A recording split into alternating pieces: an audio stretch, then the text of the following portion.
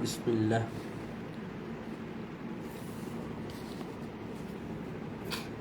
Bismillahirrahmanirrahim. Alhamdulillah wassalatu wassalamu ala sayyidina Rasulillah wa ala alihi wa sahbihi wa man walah, amma ba'du. Uhayyikum bi tahiyyatil Islam. Fassalamu alaikum warahmatullahi taala wabarakatuh. Alhamdulillah, syukur kepada Allah Subhanahu wa taala di atas segala kurniaan nikmat yang telah Allah Ta'ala berikan dan anugerahkan kepada kita.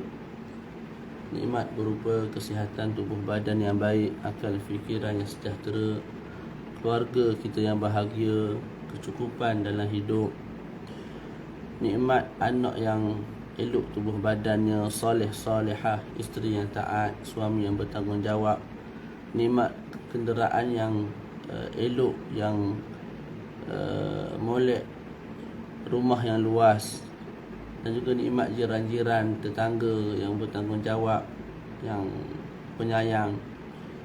Seterusnya nikmat iman dan Islam yang Allah Ta'ala telah berikan kepada kita sejak daripada kita lahir daripada perut ibu kita, tanpa kita minta kepada Allah Subhanahu Wa Ta'ala. Jadi bagi mensyukuri nikmat-nikmat ini, maka marilah sama-sama kita pada pagi ini meneruskan bacaan kitab kita, iaitu kitab At-Taqriratus Sadidah fil Masaili Al-Mufidah. Kita dah sampai pada muka surat 354, iaitu perbincangan tentang solat Al-Khawf, solat ketika mana takut. Pada sesi yang lepas kita sebut solat ketika takut ni datang daripada Nabi sebanyak 16 kaifiat. Cumanya Al-Imam Syafi'i radhiyallahu ta'ala anhu memilih 4 daripadanya. Yang pertama ialah salat baginda di Zatul Riqa', itu telah saya terangkan. Yang kedua ialah salat baginda Nabi Muhammad SAW di satu lembah, di satu daerah yang bernama Asafan, yang berada di antara kota Mekah dan Madinah. Cara salat itu pun telah saya huraikan. Hari ini kita masuk yang ketiga dan yang keempat, dan kita selesaikan perbahasan tentang tajuk Salatul Khawf, insya-Allah taala. Qala al-musannif hafizahullah wa nafa'ana bihi fid darain amin. Al-thalithatu salatuhu sallallahu alaihi wa alihi wasallam bi batni nakhlin wa hiya idza kana al-adu fi ghairi jihati al-qiblah. Yang ketiga ialah solat baginda Nabi Muhammad alaihi salatu wassalam di satu tempat yang bernama Batnu Nakhlin. Solat ini akan dilaksanakan bila mana musuh bukan berada di arah kiblat. Musuh bukan berada di arah kiblat. Jadi anda kata kiblat ke arah depan begini, maka musuh belah kanan, belah kiri, belah belakang. Kita solat dengan cara solat Nabi di Batnu Nakhlin. Macam mana caranya? Kaifiyatuha yusalli al-imamu bil firqatil ula salatan tammatan, bil firqah al-thaniyah salatan tammatan. Mudahnya,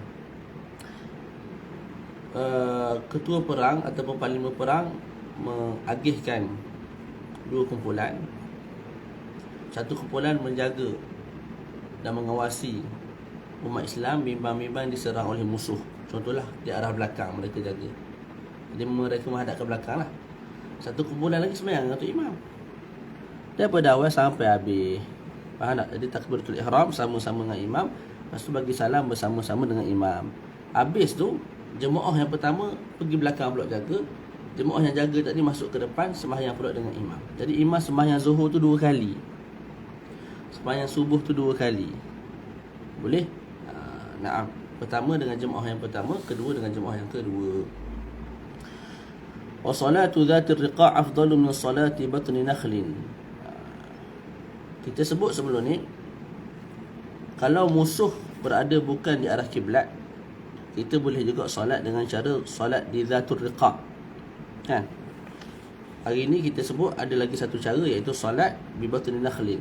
Jadi yang mana lebih afdal? Disebut oleh Maulana Syekh solat fi Zatul Riqa', solat Zatul Riqa'. Setelah kita bincangkan sebelum ini, itu yang lebih molek. Sahabat-sahabat kena dengarlah rakaman sebelum ni. Itu lebih baik daripada jenis solat di Batnu Nakhlin. Dalam nota kaki itu Syekh sebut kena diperhatikan. Solat di Asafan padanya ada tatwilu al-i'tidal, panjangnya al-i'tidal oleh imam.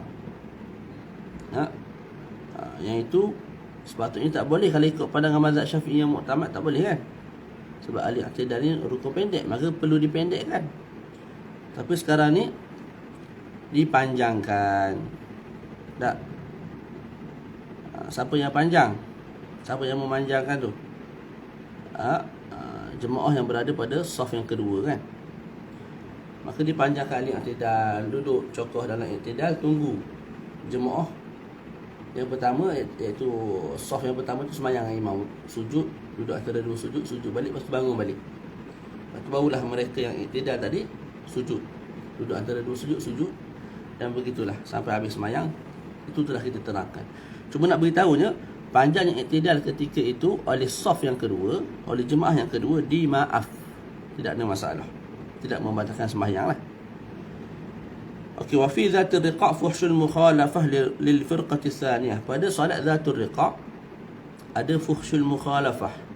Apa fuhsyul mukhalafah? Perbezaan yang sangat ketara dan jelek antara imam dan makmum. Itu juga dimaaf. Sepatutnya tak boleh.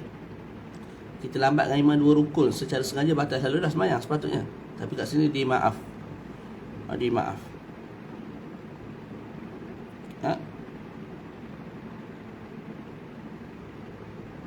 Boleh tengok dah balik fuhsyul mukhalafah tu berlaku ketika mana.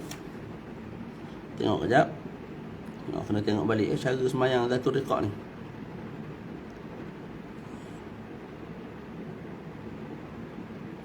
Jadi jemaah pertama sembahyang dengan imam, habis satu rakaat. Masuk rakaat kedua, jemaah belakang ni niat mufaraqah. Niat mufaraqah. Mereka sembahyang sampai habis, mereka pun keluar. Tu keluar tu mereka jaga musuh lah pula. Tak. Maka jemaah yang tengah jaga musuh tadi masuk dan sembahyang dengan imam. Bila sembahyang dengan imam, kalau sembahyang tu 4 rakaat atau 2 rakaat, tak, maka imam bila dah habis selesai 1 rakaat lagi, dia dah berada pada rakaat kedua kan. Jemaah belakang ni baru 1 rakaat. Maka imam akan tunggu dalam tahiyat. Imam akan tunggu dalam tahiyat akhir. Jadi orang belakang ni sempurnakan lagi 1 rakaat. Jadi jelek sangat tu perbezaan tu. Imam duduk tunggu tahiyat, at-tahiyatul mubarak. Habis tu dia tak bagi salat, innaka hamidum majid, dia tak bagi salat, dia tunggu.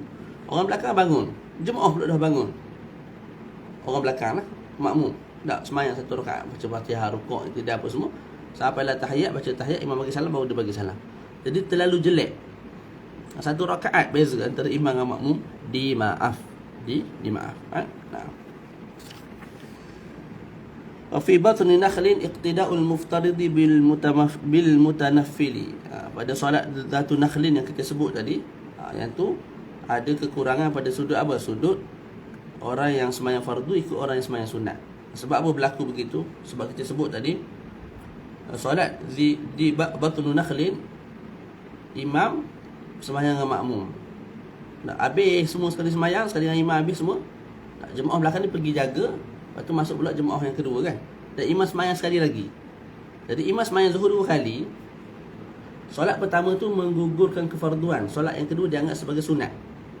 Secara tak langsung jemaah yang belakang yang baru masuk ni, mereka baru nak sembahyang zuhur ni. Jadi mereka sembahyang fardu zuhur di belakang orang yang sembahyang sunat. Pahala sunat lah.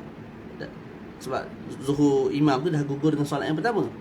Jadi sepatutnya tidak boleh tu maknanya tak aula, tak comel. Cuma di sini tidak ada masalah, dimaafkan. Kemudian wa fi syiddatil khauf iltihamil harb. Kita terus baca dulu. Ar-rabi'atu solat yang keempat. Jenis cara yang keempat ialah salatu syiddatil khauf, solat bersangatan takut. Ka'inda iltihami al-harbi, ketika mana sedang berperang sungguh. Sedang berperangnya.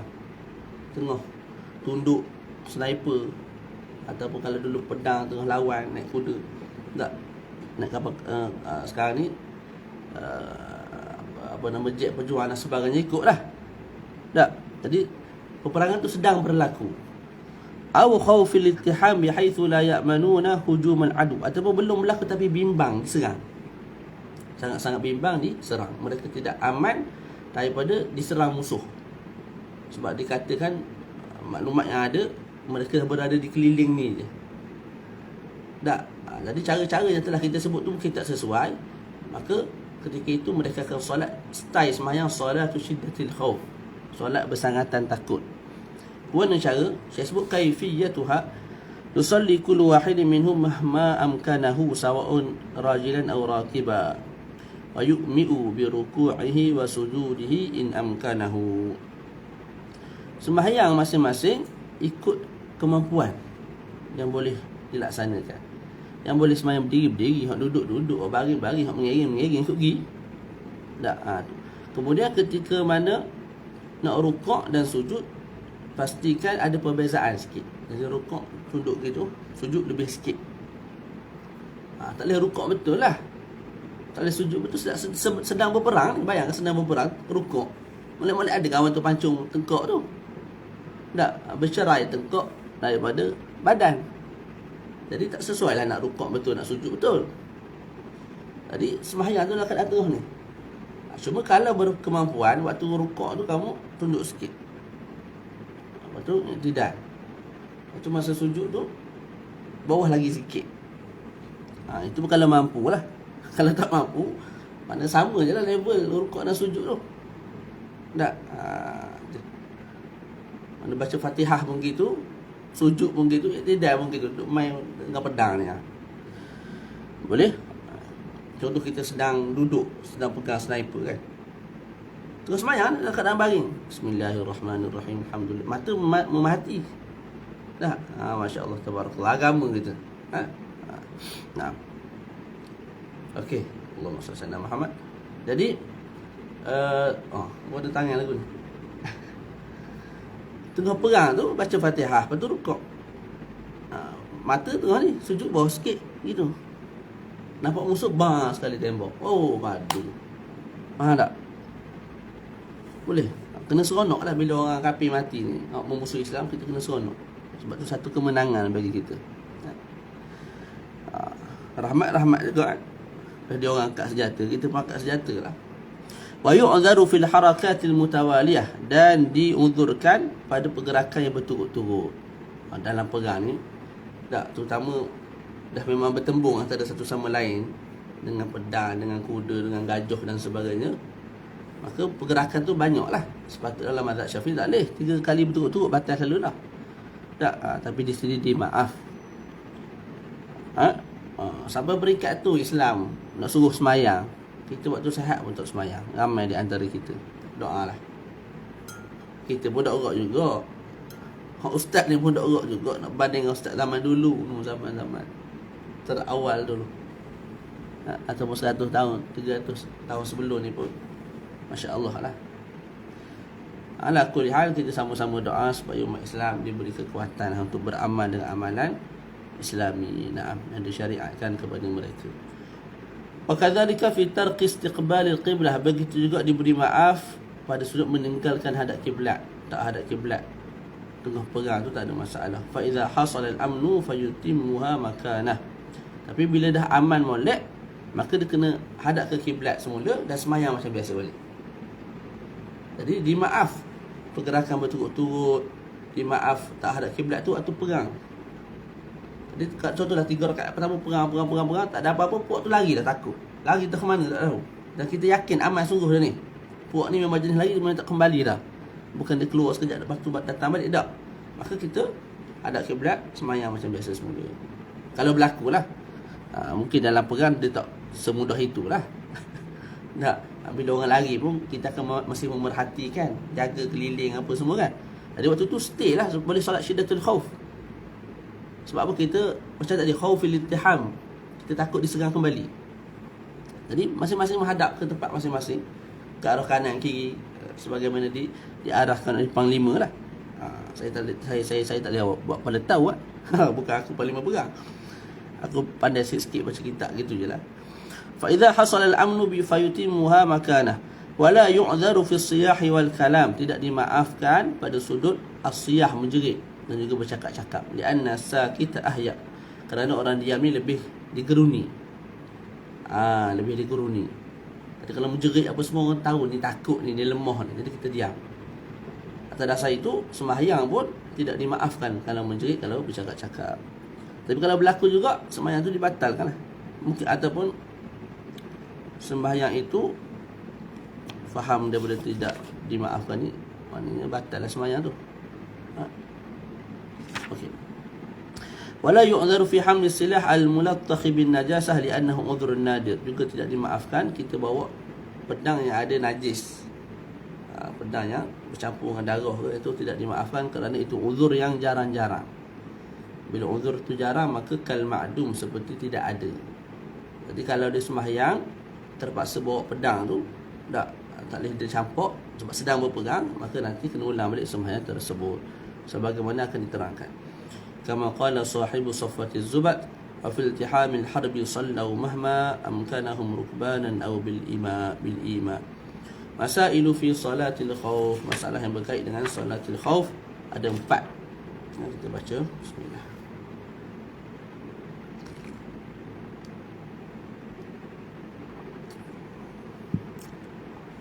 Yang pertama, yajuzu hamlus silah athna as-salah, bal yusannu idza khafa al-aduwa wa idza tanajjasa alqahu illa idza turra fayumsikuhu wa alayhi al-qada. Yang pertama, boleh kita bawa pedang ketika mana perang. Tengah perang tu, pegang sniper, pistol, apa nama, pedang, apa nama tu macam ni, tak tahu nama kita pun, kisah ke apa, ikut lah. Tak, keris. Jadi boleh pegang. Malah sunat kita pegang kalau kita bimbang diserang. Kalau bernajis, maka dia kena campur. Kalau tengah semayang ni, kalau tengah perang tak semayang, tak payah campur, tak sekedik pula nama tu. Tengah semayang ni, maknanya sebelum, contohlah sebelum perang tu, apa nama, sebelum tu kita dah cucuk orang, jadi berdarah pedang tu. Jadi sekarang ni waktu dah sepit, kita nak semayang. Kalau boleh campur pedang tu, campur. Tapi kalau tak boleh, maka pegang, tapi semayang tu kena ulang. Boleh? Nah, biasanya mungkin tak boleh lah, sebab sedang berperang kan. Maka nanti kena qada sembahyang. Yang kedua, wa yajuzu lahu an yusalli salata shiddatil khauf idza khafa hariqan aw saylan aw sab'an aw ghariman 'inda al-i'sar wa khauf habsih. Dan boleh diharuskan seseorang tu solat dengan cara solat shiddatul khauf tadi, bila mana dia bimbang lemas ataupun bimbang ada apa, banjir datang masuk ke rumah dia, memusnahkan harta barang dia. Sabuk itu binatang buas, orang sampai situ dulu. Boleh tak? Contoh kita sebut bomber, abang-abang bomber kita, ada kata belum solat lah. Lepas tu dapat panggilan untuk membakar pula. Diorang bukan kerja membakar, mereka memadamkan kebakaran. Dapat panggilan ada rumah terbakar, diorang kena pergi. Jadi waktu dah sempit. Jadi semayang dalam keadaan tengah ni, Bismillahirrahmanirrahim, hadap mana-mana pun, waktu dah sempit. Semula boleh semayang walaupun waktu tak sempit. Boleh semayang walaupun waktu tak sempit di sisi Imam Ibn Hajar. Jadi waktu luas lagi, tapi dia semayang terus dalam keadaan tengah selamatkan orang. Contoh dia terpaksa masuk dalam api tu, tak, untuk selamatkan anak budak kecil ke apa, boleh. Ataupun dikejar oleh binatang buas, dia pun semayang dalam keadaan tengah berlari tu semayang. Allahu Akbar, Bismillahirrahmanirrahim, musing kena kejar. Boleh juga, tak ada masalah. Cumanya di sisi Imam Ramli rahimahullah ta'ala, tak boleh sembahyang untuk selamatkan budak kecil dalam lemas ke, ataupun dikejar binatang buah, ataupun kerana terbakar apa semua tadi kan, kebakaran. Tak boleh sembahyang solat syiddatul khauf ini melainkan waktu sempit. Dia waktu tu nak keluar sangat dah zuhur, boleh sembahyang style sembahyang solat syiddatul khauf. Tapi kalau kebakaran tu berlaku awal, estimate-nya betul, estimate aku main sebut ni habis dalam masa sejam kita boleh selesaikan, baki waktu 3 jam lagi belakang tu boleh sembahyang dalam waktu, boleh hadap kiblat apa macam biasa, maka tak boleh solat syiddatul khauf di sisi al-Imam Ar-Ramli rahimahullahu ta'ala. Jadi Imam Ramli sebut syaratnya di qul waqt, waktu sempit. Tapi memang tak boleh bercakap walaupun sepatah ya Ustaz. Zahir faham gitulah, tak boleh bercakap benda yang tak berkait lah. Cakap sembahyang tu bismillah, baca Fatihah tu boleh. Ini bercakap yang tak berkait. Tak boleh. Tak berkait dengan bacaan sembahyang lah. Walaupun berkait dengan perang, tak boleh bercakap. Tak boleh bercakap ni maknanya bukanlah kena diam betul. Benda tu mungkin berlaku tengah-tengah sembahyang tu, panglima perang cakap dengan kita kan, pakai benda tu. Jadi jawab lah. Tengah perang kan, takkan nak tunggu habis sembahyang. Jawab. Cuma sembahyang tu kena ulang lah. Begitu maksud dia. Itu. Kemudian au ghariman indal i'sar wa khawfi habsih. Begitu juga kalau kita bimbang dikejar oleh orang yang memberi hutang kepada kita. Kita berhutang dengan Zaid kat 5,000 ya. Tak. Sampai masa tu tak boleh bayar. Kes apa tak boleh bayar? Kes susah. Satu. Yang kedua, mesti kita bimbang, takut dipenjarakan. Maka ketika itu kita boleh solat syiddatul khauf. Solat syiddatul khauf. Tengah-tengah semayang, contoh, rasa orang tu dekat belakang. Kita mengelak sikit, macam kalau dia datang dekat nak kejar kita pun lari. Boleh. Lagi tu terus semayang lah, jangan berhenti, terus semayang sampai habis. Boleh, tak ada masalah. Tapi dengan syarat apa? Kita tak mampu bayar. Kalau kita mampu bayar, malas bayar, itu tak boleh. Tak boleh solat syiddatul khauf. Yang kedua, bimbang dipenjarakan. Dipenjarakan lah. Mana kes tu dibawa naik mahkamah semua, apa semua, sehingga dipenjarakan. Ketika itu boleh. Tapi kalau gugur satu syarat, dia tak boleh. Yang ketiga, law sallau salatal khauf li sawadin dhannuhu aduwan thumma bana khilafu fayajibu alaihim alqada'u bi khilafi ma law bana annahu aladu walakin niyyatuhu sulhu aw tijaratu fala qada'a. Yang ketiga, kalau mereka salat dengan salat syiddatul khauf, daripada jauh nampak gelap, hitam kehitaman, maknanya ni musuh ni, mereka sangka itu musuh. Tak. Kemudian mereka pun bersiap lah. Yang ni menghadap ke sana, yang ni menghadap ke sana. Bersedia, takut dia datang daripada sini dan daripada seluruh arah. Contoh kan. Ni orang perang tahulah, kita main reka je cerita tu. Ala kulli hal, masing-masing semayang dengan solat syiddatul khauf. Tak. Lepas habis semayang, rupa-rupa yang gelap tadi tu, yang nampak macam musuh tu, rupanya kumpulan kita juga datang daripada jauh. Nak yang dimam ataupun nak bergabung dengan kita untuk berperang dengan satu kumpulan musuh yang ramai. Ketika itu sembahyang kita buat tadi kena ulang balik. Boleh. Sebab sangkaan kita meleset. Faham tak? Berbeza kalau kita nampak musuh. Nampak ni musuh ni. Tak. Lepas tu lepas habis sembahyang musuh sungguh. Tapi mereka datang tu bukan niat nak perang. Mereka kata kami nak berdamai lah. Musuh kita tu sepatut plan ni nak perang, tapi datang-datang kita tengok kita ramai ke lagu mana, tak, mereka nak berdamai ataupun nak bisnes, bawa barang bisnes. Maka yang tu kita tak perlu qada lah. Walaupun sangkaan kita meleset juga, tapi tak perlu qada. Yang keempat, lau khidha alaihi marun wa huwa fi shalah, kalau diambil ke atasnya harta sedangkan dia sedang sembahyang, jaza lahu an yulhiqa as-sariqa wa yusalli salata shiddatil khauf in khafa daya'ahu inda Ramli khilafan libni Hajarin rahimahumallahu ta'ala. Kalau tengah sembahyang, handset kita duduk depan tu kena curi, biar tak mahal pun, 400-500 ya. Tak. Maka harus untuk kita kejar pencuri tu. Boleh? Dan kita solat dengan solat syiddatul khauf. Jadi zuhur 2 rakaat solat biasa-biasa, 2 rakaat lagi kena rembat handset. Kita pun pusing kejar dia. Jadi 2 rakaat berbaki kita solat dengan solat syiddatul khauf. Boleh tak? Boleh.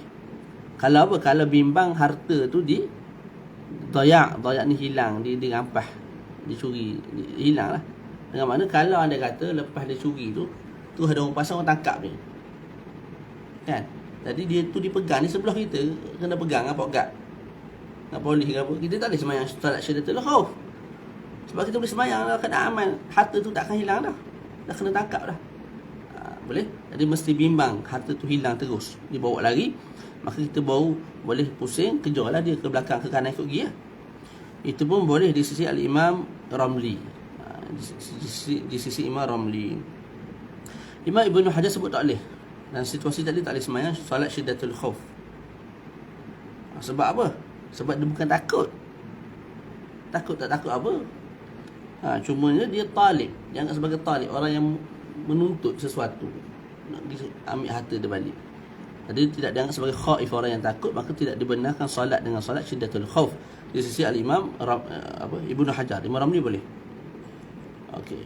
Jadi tak boleh di sisi tak boleh di sisi siapa? Imam Ibn Hajar. Cumanya kekal di sisi Imam Ibn Hajar, dia boleh potongkan sembahyang tu. Maksudnya dia boleh batalkan sembahyang.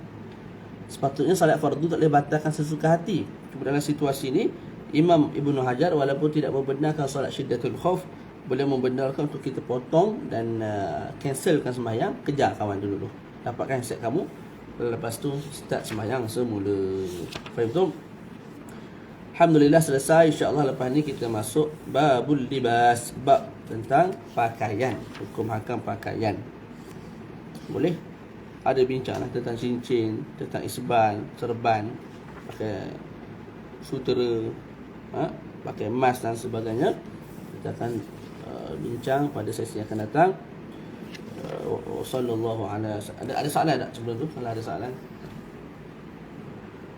ada soalan yang nak bertanya, ada soalan yang nak ditanya. Tak lama lagi kita akan baca Kitabul Zakah. Untuk sahabat-sahabat yang tak boleh bahasa Arab, boleh beli terjemahan yang telah saya buat tu. Beli kat Shopee lah. Kalau dekat dengan Kuantan ni boleh beli dengan saya.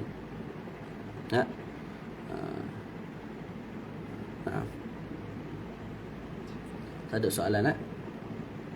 InsyaAllah barakallahu fikum wa sallallahu ala sayyidina Muhammad wa ala alihi wa sahbihi wa. Ada soalan lambat sikit keluar.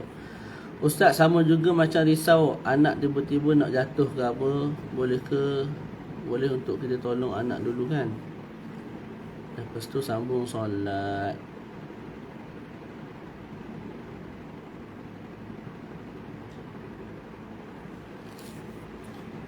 Allahumma salli ala Muhammad.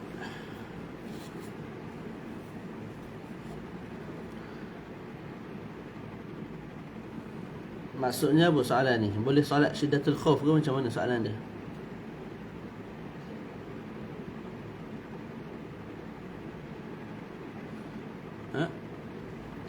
Jatuh sampai ke tingkat bawah kan, rumah 2 tingkat, jatuh tangga tu selok lah, boleh jadi mati. Wallahu alam, saya tak boleh nak jawab secara yakin, tapi zahir nampaknya boleh qiyas dengan masalah-masalah abang bomba apa semua tadi lah, yang nak selamatkan. Allahumma salli ala sayyidina Muhammad. Orang yang sedang lemas, orang yang sedang terperangkap dalam api, dalam kebakaran,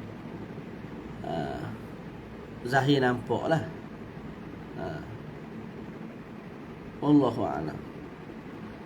Tapi saya sendiri pernah berlaku benda tu. Cumanya taklah sampai jatuh ke bawah. Dia main ke atas katil kan, kita semayang sini. Maka saya tak buat solat syiddatul khauf, tak juga batalkan solat. Saya gerak ke tepi, slow-slow lah, ikut kaedah mazhab Syafi'i ya. Faham tak? Gerak ke tepi, jalan 2 langkah berhenti, 2 langkah berhenti, tak batal. Lepas tu kita tahan budak tu. Kita tahan budak tu, kita pun semayang cepat-cepat. Tapi kalau sampai ke satu peringkat bimbang jatuh sampai ke bawah, tingkat tinggi kan, mungkin boleh qiyas lah kot. Boleh sembahyang solat syiddatul khauf. Mana kalau tak boleh sangat bergerak slow-slow tarik kan, tak boleh, maka mungkinlah boleh solat syiddatul khauf. Wallahu alam, saya tak pasti.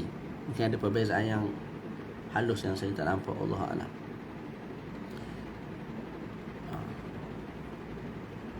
Nak berhenti solat boleh tak?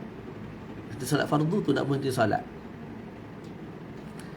Kalau tengok kepada pandangan Imam Ibn Hajar tadi, yang membenarkan berhenti solat untuk kejar pencuri, walaupun dia tak benarkan solat syiddatul khauf, maka kita boleh sebut kat sini boleh kita berhenti solat untuk selamatkan orang, sebab nyawa lebih aula dijaga berbanding harta. Itu ijtihad peribadi lah tu, bukan ijtihad sangat lah, maknanya zahir nampak begitu.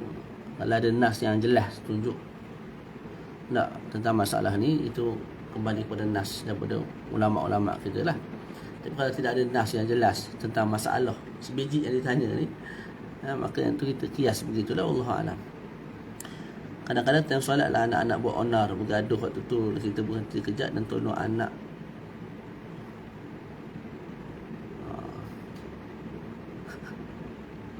Wallahualam.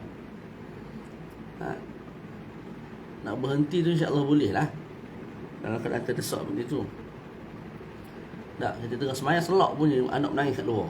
Ada kita sebagai mak ayah ni, takut luka ke apa kan, budak kau tahu benda. Jadi kita berhenti atas dasar tu insya-Allah boleh lah.